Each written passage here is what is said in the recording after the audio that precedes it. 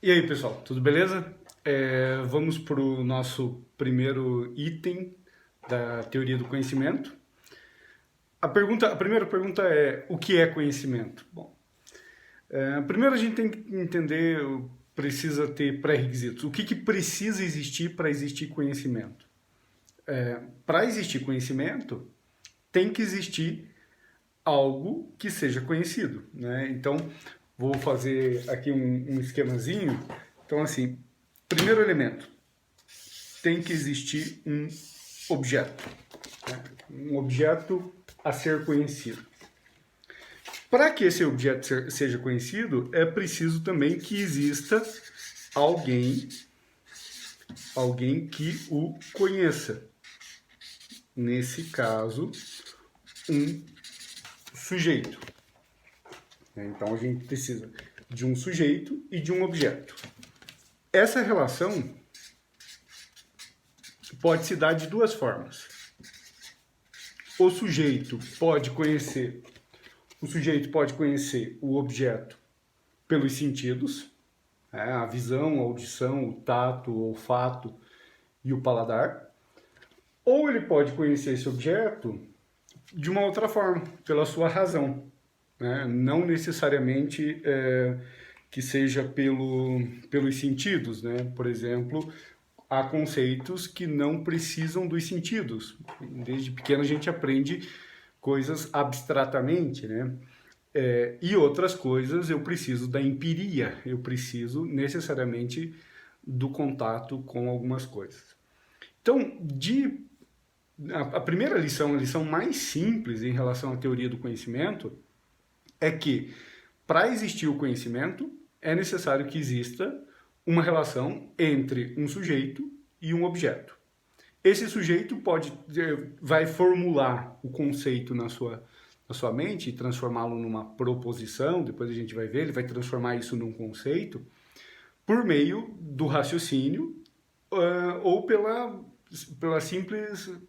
simples contato com aquilo que é o fenômeno do objeto a ser conhecido. Então, primeira coisa, o conhecimento se dá na formação de conceitos no sujeito a partir do momento que ele tenha contato com esses objetos. É, o Kant, por exemplo, quando se pergunta, uma das questões importantes, né, na teoria do conhecimento no século XVIII como que eu formulo os juízos, né? E ele dá duas proposições, de forma simples ainda também, de juízos. Há os juízos que são a priorísticos e há os juízos que são a posteriori. Né? Há juízos que eu tenho depois que eu tenho contato com alguma coisa, e há juízos que eu tenho não necessariamente com o contato da experiência. Por exemplo, vou pegar dois exemplos simples, eu posso dizer que na minha casa eu tenho um cachorro e que eu tenho um triângulo. Vejam, para que você saiba, e se eu te perguntar qual é a cor do meu cachorro, só há uma maneira de você saber, a não ser que eu conte, mas é vendo esse cachorro. E aí você vai descobrir qual é a cor dele. Agora, se eu te perguntar quantos lados tem o triângulo que eu tenho em casa, ele é um juízo que não depende da experiência para que você saiba, né? Porque ele é um conceito matemático. Você sabe que um triângulo, por definição, por conceito, tem três lados. Então, o conhecimento a pergunta filosófica sobre o conhecimento vai operar em torno de questões como essa, de como que se dá o conhecimento, como que ele é elaborado a partir de uma teoria do conhecimento.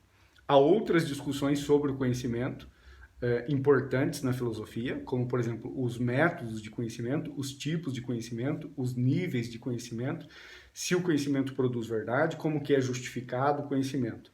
Então é um assunto bastante extenso, mas de forma muito simples, eu definiria que o conhecimento se dá a partir de uma relação de um sujeito cognoscente com um objeto a ser conhecido.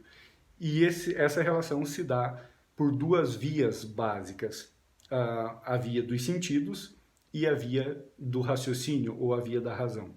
Há outras formas, obviamente, de definição, de acesso ao conhecimento, de elaboração ao conhecimento, mas aí seriam aprofundamentos, tá certo? Espero ter ajudado com alguma informação pequena, pelo menos, e é isso aí. Até a próxima.